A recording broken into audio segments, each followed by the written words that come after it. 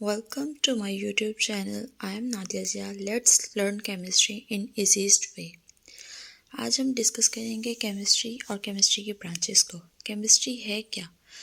Science की वो branch जिसमें हम मैटर की कॉम्पोजिशन, स्ट्रक्चर, प्रॉपर्टीज़, उसके अंदर कौन से चेंजेस हो रहे हैं, for example burning of fuel, boiling of egg, air का किस तरह से चेंज हो रहा है। फॉर एग्जांपल सर्दियाँ आ रही हैं तो स्मोक का लेवल बढ़ जाता है, पोल्यूटेंट्स बढ़ जाते हैं। तो ये जितने भी मैटर के अंदर चेंजेस हो रहे होते हैं डिफरेंट लेवल्स पे, उनको जब हम स्टडी कर रहे होते हैं तो इसको हम कहते हैं chemistry. Chemistry actually central science के तौर पर कंसीडर की जाती है क्योंकि ये डिफरेंट ब्रांचेस ऑफ साइंस के साथ को रिलेट कर रही होती है। फॉर एग्जांपल फिज़िक्स के साथ हम स्टडी करते हैं फिज़िकल साइंस को, एस्ट्रोनॉमी के साथ स्टडी कर रहे होते हैं, मेडिसिन के साथ, बायोलॉजी के साथ, उसके अलावा डिफरेंट फील्ड ऑफ साइंस के साथ हम इसको स्टडी कर रहे होते हैं, इसलिए इसको सेंट्रल साइंस के तौर पर भी जाना जाता है। देन ब्रांचेस ऑफ केमिस्ट्री को जब हम डिस्कस करते हैं तो इसमें जो मेनली हम 9th से मास्टर्स तक पढ़ रहे होते हैं वो 5 ब्रांचेस ऑफ केमिस्ट्री होती हैं मेजर में जब हम पढ़ रहे होते हैं। फर्स्ट पे organic chemistry, then inorganic chemistry, physical chemistry, biochemistry and analytical chemistry. ये ब्रांचेस मैं सिर्फ मेजर सब्जेक्ट के तौर पर डिस्कस कर रही हूँ।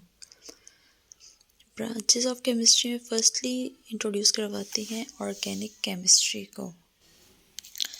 ऑर्गेनिक केमिस्ट्री के अंदर हम covalent compounds of carbon, hydrogen यानी कि हाइड्रोकार्बन्स और उनके डेरिवेटिव्स को स्टडी कर रहे होते हैं। ऑर्गेनिक कंपाउंड नेचुरली अकरिंग भी होते हैं और उनको लैब्स में सिंथेसाइज भी किया जा सकता है। इसके स्कोप में अगर हम देखते हैं तो ये पेट्रोलियम, पेट्रोकेमिकल्स, फार्मास्यूटिकल इंडस्ट्रीज़ को कवर कर रहा होता है। देन हम स्टडी करेंगे इनऑर्गेनिक केमिस्ट्री। इनऑर्गेनिक केमिस्ट्री तमाम एलिमेंट्स और उनके कंपाउंड्स को स्टडी करती है except that of carbon and hydrogen, यानी कि हाइड्रोकार्बन्स के अलावा, ऑर्गेनिक कंपाउंड्स के अलावा देखा जाए तो ऑर्गेनिक कंपाउंड्स के अलावा जितने भी कंपाउंड्स आएंगे हमारे पास उनको हम इनऑर्गेनिक कंपाउंड्स में स्टडी करेंगे। इनऑर्गेनिक केमिस्ट्री में स्टडी करेंगे। For example extraction of metal from ores जो होता है ये भी इनऑर्गेनिक में स्टडी किया जाता है। देन नेक्स्ट वन है फिज़िकल केमिस्ट्री। फिज़िकल केमिस्ट्री जो है ये ब्रांच ऑफ केमिस्ट्री है that deals with the relationship between composition and physical properties of matter along with the changes in them. इसके अंदर हम स्ट्रक्चर ऑफ एटम, उनके formation किस तरह से होगी मॉलिक्यूल्स की, उनका बिहेवियर कैसा होगा, गैसेस का, लिक्विड का, सॉलिड का, फिजिकल प्रॉपर्टीज़ उन पर किस तरह से इफेक्ट कर रही होती हैं, उसको हम फिज़िकल केमिस्ट्री के अंदर देखते हैं। बायोकेमिस्ट्री जो है ये ब्रांच ऑफ केमिस्ट्री है जिसके अंदर हम structure, composition, chemical reaction of substances देखते हैं within the living organisms. इसके अंदर हम तमाम केमिकल प्रोसेसेस जो लिविंग ऑर्गेनिजम्स के अंदर हो रहे होते हैं, फॉर एग्जांपल फोटोसिंथेसिस है, synthesis and metabolism of biomolecules, for example carbohydrate, protein, fats etcetera आएगा। इसको हम देखते हैं बायोकेमिस्ट्री के अंदर।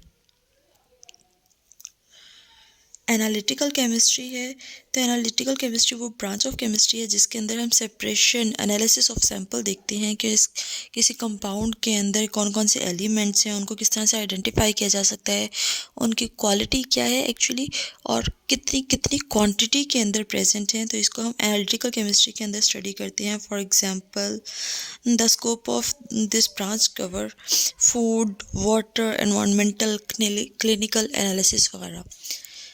तो इसके अंदर सिर्फ और सिर्फ हम देखते हैं कि एनालिसिस होगा। एनालिसिस क्वालिटेटिव भी हो सकता है। क्वालिटेटिव का मतलब है एक्सट्रैक्शन एंड आइसोलेशन, आइडेंटिफिकेशन, और इसके अंदर क्वांटिटेटिव एनालिसिस भी होगा कि कौन कौन से कंपाउंड्स मौजूद हैं, उन कंपाउंड्स की रेशो क्या है, उन कंपाउंड्स के अंदर एलिमेंट्स क्या हैं, वो किस तरह से बने हुए हैं।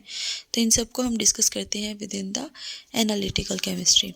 उसके अलावा अदर ब्रांचेस ऑफ केमिस्ट्री में nano chemistry, combinatorial chemistry, astrochemistry, environmental chemistry, food chemistry, solid state chemistry, material chemistry, forensic chemistry, medical chemistry, pharmaceutical chemistry और वेरियस ब्रांच ऑफ केमिस्ट्री आ जाती है जिनकी एक लंबी लिस्ट है। यहाँ पर सिर्फ चंद एक नाम दिए गए हैं। बहुत सारी ऐसी ब्रांचेस ऑफ केमिस्ट्री हैं जिनको हम स्टडी कर रहे होते हैं।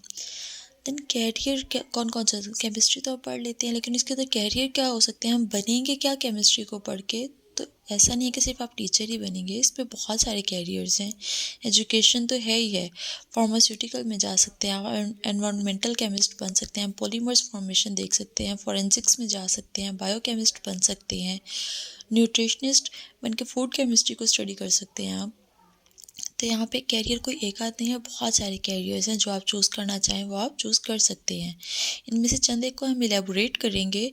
For example career in health या साइंस रिलेटेड प्रोफेशंस कैसे हो सकते हैं, क्योंकि because of their intensive chemical scientific background skills, chemists can usually take rigorous training to enter health and science related professions like nursing, dentistry, pharmaceutical में किस तरह से हो सकता है, एक्चुअली मेडिसिन्स जब बनती हैं तो मेडिसिन्स बनाते वक्त ध्यान रखा जाता है कि उनके अंदर कौन कौन से एलिमेंट्स होंगे, कोई टॉक्सिक एलिमेंट्स ना हो, कोई कार्सिनोजेंस ना हो। अगर कोई कंपाउंड्स हैं तो उन कंपाउंड्स की रेशो क्या होगी, वो ब्रेन पर या बॉडी हेल्थ पर जाकर किस तरह से इफ़ेक्ट करेंगे। तो ये सब चीज़ें ध्यान रखते होते हैं, उनकी रेशो वगैरह क्या होगी और किस तरह की डोसेज वगैरह होगी, ये सारे फार्मास्यूटिकल में पढ़ते हैं। देन टीचिंग, जैसा कि मैं कह रही हूँ कि टीचिंग तो होती ही है, आप जब भी कोई सब्जेक्ट पढ़ते हैं। फॉर एग्ज़ाम्पल जिनके पास इफ़ेक्टिव इंस्ट्रक्शनल स्किल्स होती हैं to educate the students about chemistry, और ताकि वो अपने लाइफ्स को इम्प्रूव कर सके, वो अपने एनवायरनमेंटल को, अपनी सोसाइटी को इम्प्रूव कर सकें, तो आप टीचिंग को भी एज अ कैरियर चूज़ कर सकते हैं।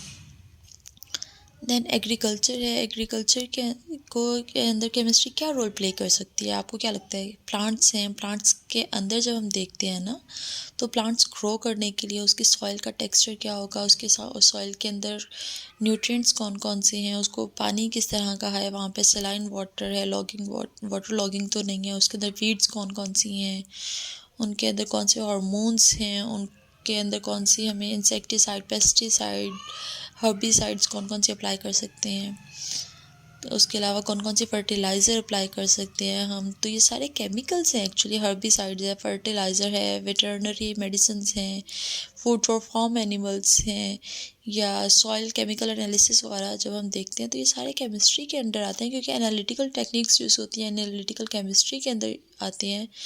तो इस वजह से हम इसको केमिस्ट्री ही के साथ डील कर रहे होते हैं मेजरली। तो ये भी सिर्फ ये नहीं होता कि हर्बिसाइड, पेस्टिसाइड वगैरह देख लेते हैं, हम ये भी देखते हैं कि कौन कौन से न्यूट्रिएंट्स हैं, माइक्रो न्यूट्रिएंट्स किस रेंज में हैं, मैक्रो न्यूट्रिएंट्स किस रेंज में हैं, और उनको किस तरह की फर्टिलाइज़र रिक्वायर होगी। हर सॉइल के लिए आप सेम फर्टिलाइज़र अप्लाई नहीं कर सकते हैं, क्योंकि फर्टिलाइज़र डिपेंड करती है कि सॉइल क्वालिटी क्या है। सॉइल के अंदर excess of anything is bad, तो आपको हर चीज़ का लिहाज रखना होता है, ध्यान रखना होता है कि कौन सा केमिकल किस रेंज में आप दे रहे हैं।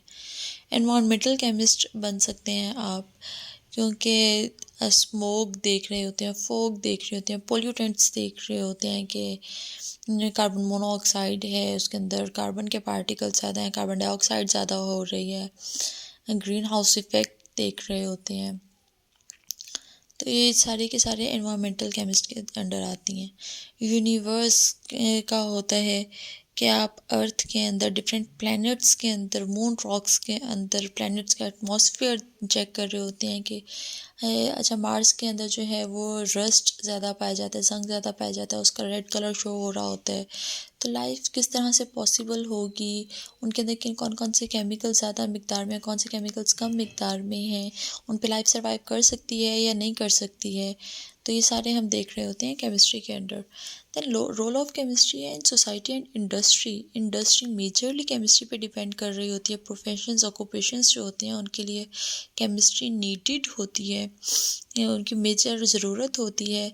किस तरह की थ्योरीज़ हैं, किस तरह के प्रोडक्ट्स चाहिए होते हैं, उन प्रोडक्ट्स के लिए हम किस तरह की कंडीशंस अप्लाई करेंगे, एक्सपेरिमेंट